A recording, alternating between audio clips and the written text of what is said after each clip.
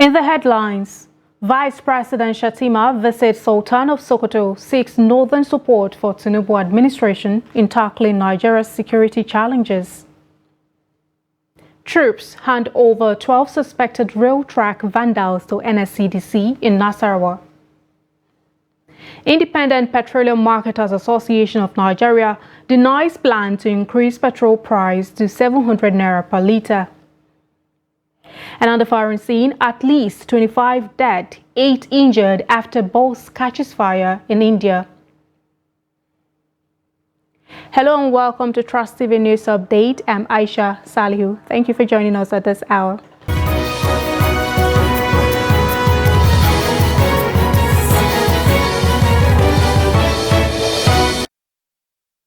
News and details.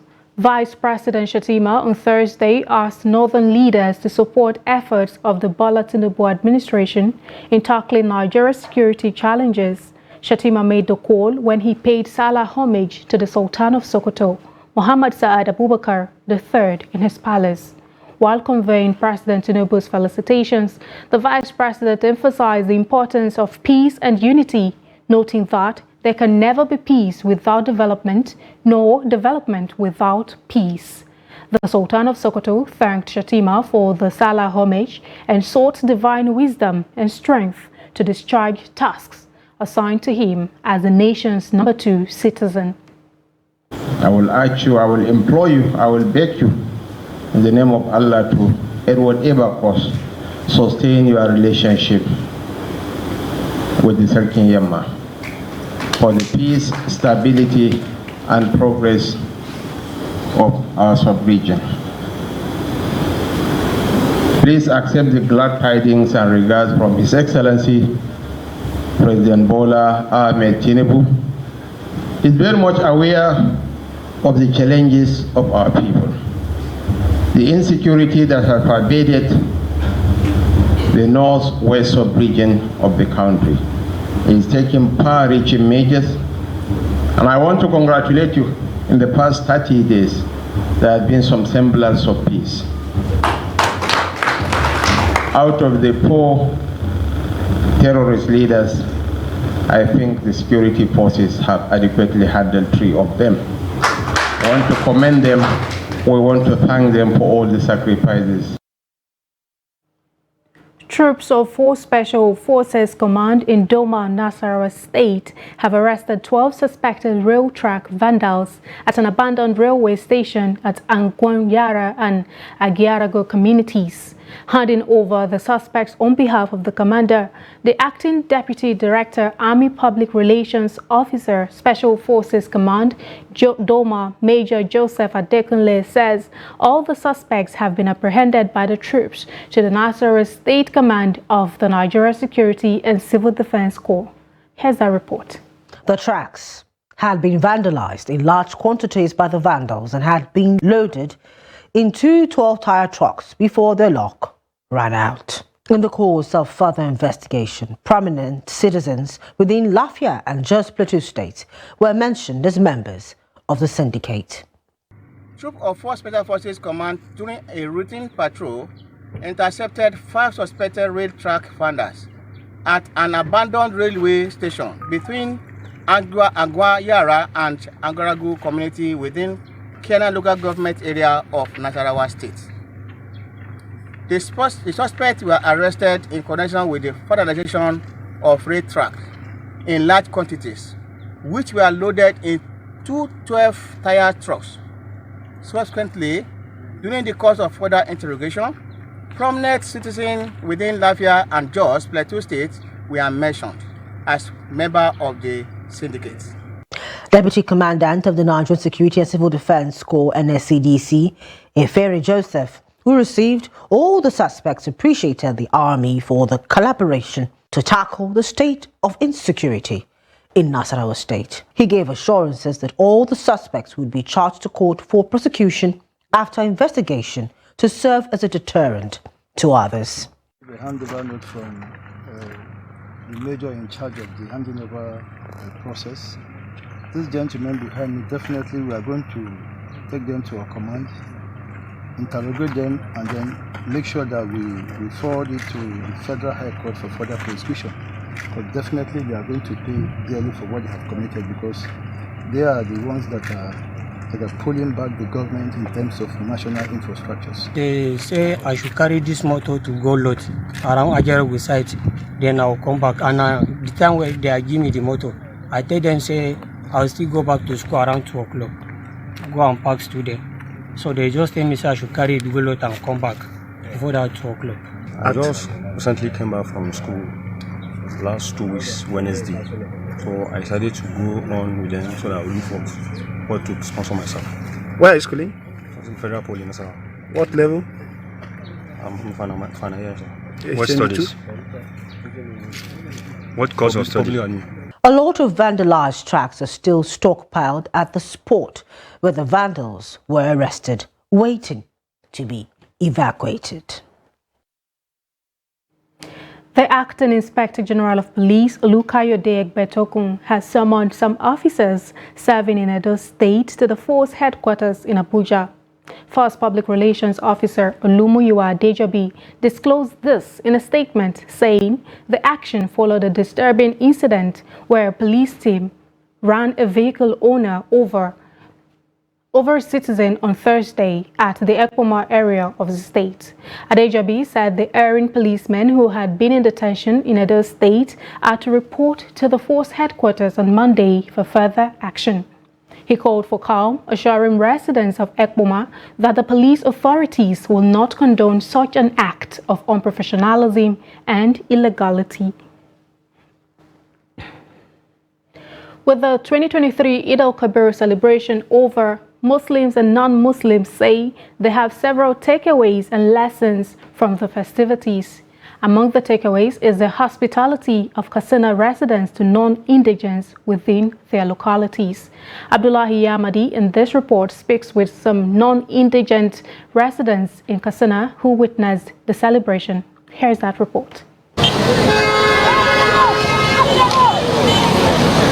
In Katsina, there are few or no restaurants or food vendors who open for business during festive periods, such as Salah.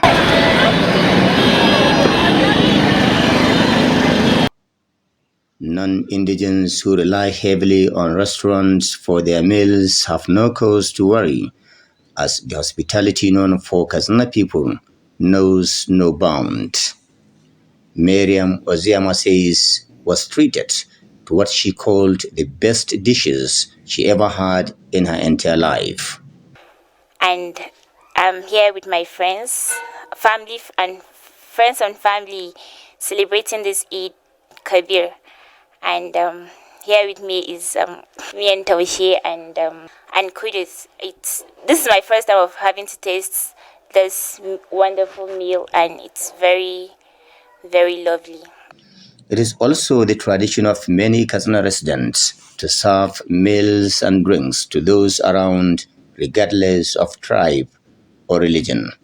This Salah preaches what you call faithfulness and obedience, and that is what we use to preach to our people, especially this time around when there's change in button and because of the economy. This is happening even as many are caught in the hardship occasioned by inflation, fuel subsidy removal, and food scarcity.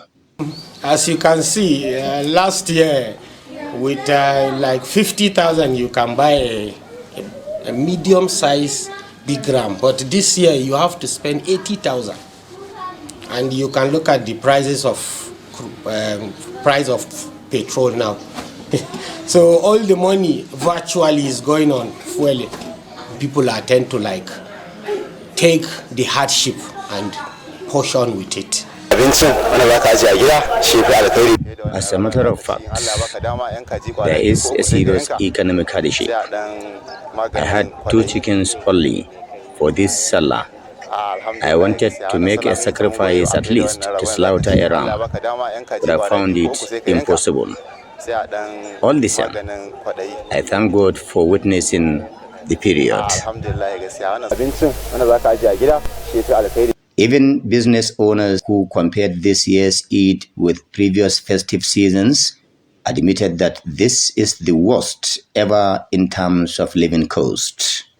There's a big difference between now and then. You can see how the celebration here, everywhere is dull, everywhere is just dull, nothing is moving. Unlike before, where when you get in here, you not even see goods on the high side, everything is skyrocketed. People don't have money to buy. People want to buy, but they don't have the money. So that is what we are facing here, especially here in Katsina now. Economists and other commentators are saying the earlier the government does something to cushion the effects of inflation and fuel subsidy removal, the better for Nigerians and Nigeria as a nation. Abdullahi Izumayamadi, Trust Television News, Katsina. That was Salah's celebration in Katsina State, and in view of the current economic realities, some Nigerians believe that the 2023 Eid al-Adha celebration was negatively impacted. This, they say, may not be unconnected to the hike in prices of sacrificial rams and other commodities in the market. Trust TV's Ibrahim Ismail examines the impact of the economy on the celebration in Gombe State. Here's that report. Eid al-Adha commemorates the Quranic tale of Prophet Abraham's willingness to sacrifice his son Ismail as an act of obedience to Allah. Muslims who have the means are encouraged to sacrifice a ram as an act of worship to Allah. In this year's Eid al-Adha, Nigerians have been struggling to raise money to buy ram to sacrifice during the Salah due to soaring prices, while some Muslims who used to slaughter more than one ram have cut the numbers. Others could not afford to slaughter even a single ram. Sakamakon cewa abubuwa duka suna cunkushe ba kuɗi a hannun jama'a. The previous Salah was better than this one because of the harsh economy. I couldn't afford to slaughter a ram, but I did last year. We thank Allah. To shine kawai sai dai mu yi Allah godiya kuma mu roki Allah ya ƙara maimaita mana. To talaka bai da abun da zai shi ta abun laye zai yi. One who doesn't have what to eat would rather buy food or fertilizer for his farm. That's why a lot of people couldn't afford to slaughter ram this year. Me yafi shine kaga yawancin mutane gaskiya bana ba su samu su kai layya ba. However, despite the harsh economic conditions, many Muslims have been able to perform the sacrifice. I witnessed some improvement this year. I slaughter a cow. People are different. While some struggle to survive, others have the means. I was opportune to slaughter bigger animals this year, despite people's complaints. While delivering his Eid message, Gombe State Governor urged Nigerians to support the government for economic prosperity. And I wish and pray that each and every one of us will continuously pray for our leaders. The president has shown capacity, has shown the will and the zeal to deliver on the challenges that are facing this country. So also the governors. Everybody must be on board for us to deliver. So I pray that we shall continuously work hard and pray that God will give us the resources, the energy, and the zeal and the passion and the determination to deliver on the challenges so that all the entire people of Nigeria, 200 million plus, and the wider West Africa and the whole at large will have peace, will have harmony, will have tranquility, so that we enjoy the lives that God has given us. The Gombe State government has extended the Eid holiday to Friday to allow civil servants enjoy 3 days of Salah break. Ibrahim Ismail, Trust TV News, Gombe. You're watching the news update on Trust TV. Coming up after the break, we'll take a look at traditional meat sharing and preserving methods. Details of this story and more to come after the break. Don't go away.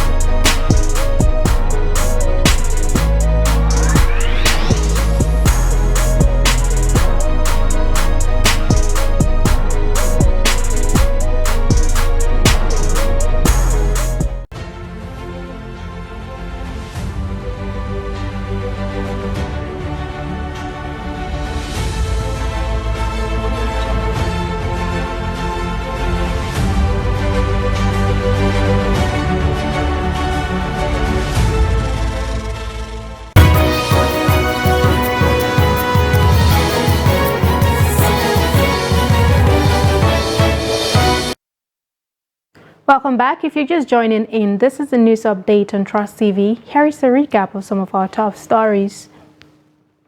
We told you that Vice President Shettima visited Sultan of Sokoto seeks northern support for Tinubu administration in tackling Nigeria's security challenges. And troops hand over 12 suspected rail track vandals to NSCDC in Nasarawa State. Moving on to other stories, the Independent Petroleum Marketers Association of Nigeria has denied the alleged plan by the association to increase pump price of premium motor spirit, also known as petrol, to 700 naira per litre nationwide. The chairman of IPMAN Southwest Zone, Dele Tajuddin, stated this in an interview in Ibadan on Friday. He therefore urged Nigerians to disregard the speculation and not to engage in panic buying. Tajuddin stressed that the price of the product would not be more than what is being sold presently. He commended President Bola Tinubu for removing the subsidy on petrol, adding that it was long overdue. He said the slight increase in pump price was because of the transportation cost, adding that Nigerians should be at rest as the commodity will not be out of reach for the masses. Salah celebration has come and gone, but the memory of tyranny in Sokoto still lingers. In this report, Abubakar Imam traces the origin of the age-long tradition of sharing and preserving Salah meat in Sokoto State. Let's have a look. It's Salah Day. One of the rituals of the day is the slaughtering of rams to commemorate the sacrifice made by Prophet Abraham. Here are residents of Sokoto State Metropolis processing their sacrificial lambs for consumption and distribution to the needy, neighbors and distant relatives. This age-long tradition of roasting is known in local parlance as tarini, meaning barbecue. In each community, there is a designated spot for such tradition, and every resident is expected to bring his slaughtered lamb for tarini. This process is considered cumbersome, especially by resident communities, because it involves slaughtering the lambs or cows or any animal permitted by Islam, butchering them, fixing them to steaks, and setting up bonfire to roast them. They can remain there overnight, and when they are fully roasted, each family will remove their own and take them home. They would cut them into pieces for easy frying and eventual distribution. This tradition has remained even in the face of modernization. Some of the residents say tarini has been on for centuries. This tradition is peculiar only to the people of Sokoto State. It has been on for centuries. During every Eid al-Kabir, we slaughtered our sacrificial animals as enshrined in the Holy Quran, and this is how we process the meat. Each family brings their slaughtered rams here. We set a bonfire and roast them, and every family has their name written on their rams for easy identification. I don't know how the tradition started. I am now over 70 years, but I only grew up to see my parents doing it. It's a good tradition with a lot of advantages. The tradition is also seen as a unifying factor for members of the community. Tarini brings members of the family together. It strengthens the bonds of our relationship. It makes us see ourselves as one big family. It is also another way of preserving the meat because, according to Malam Garba Gada, any meat that undergo this process can last for over 1 year. As I'm talking to you, there are some people who still have last year's Salah's meat. They are also confident that the tradition will not go into extinction. Abubakar Awal Imam reporting for Trust TV. The Nigerian Meteorological Agency has predicted cloudiness and sunshine from Saturday to Monday across the nation. NIMET's weather outlook, released on Friday in Abuja, anticipates a cloudy atmosphere on Saturday, with intervals of sunshine over the northern region. The agency forecasts chances of morning thunderstorms over parts of Borno, Yobe, Gombe, Jigawa, Bauchi, Adamawa and Taraba states. According to it, cloudy atmosphere is anticipated over parts of the inland states of the south and the coastal cities in the morning, with prospects of rain over parts of Oyo, Osun, Ondo, Ogun, Edo, Lagos, Delta and Bayelsa states. NIMET envisages thunderstorms with intermittent rains over parts of Ondo, Oyo, Enugu, Lagos, Imo, Abia, Ebonyi, Edo, Delta, Rivers, Bayelsa, Akwa Ibom and Cross River states. Later in the day, the agency advised disaster risk managers, agencies and individuals to be proactive to avert loss of lives and property during rainy season. The economic situation in the country is biting harder on petty traders in Benue, who are experiencing low patronage. In Makurdi, many traders said their businesses have suffered setbacks due to the economic crisis. Jimmy Azande files in this report. The usual human traffic in the popular Wadata market, known for most petty trading, is now in the shadow of its former self. No thanks to the economic situation as recounted by the market women. They suffer as we don't suffer too much. They all government to all day. When I saw with them, they suffer money not to see food to chop on a problem. This on where we are. If you know that this new government to enter now, we need help from them. May they help us. Ababa no say nothing. They don't see. I don't say. Ababa no see to go pay back. Oh, government help us here. They don't see. Yeah, when I see market back. The residents said the cost of items in the market is a major problem. They also said many hardly afford even the commonest food items in the market these days. The manner of which everything is getting high is too much. Imagine rice. As of before, more than 400, 500. It's now 1,000 naira.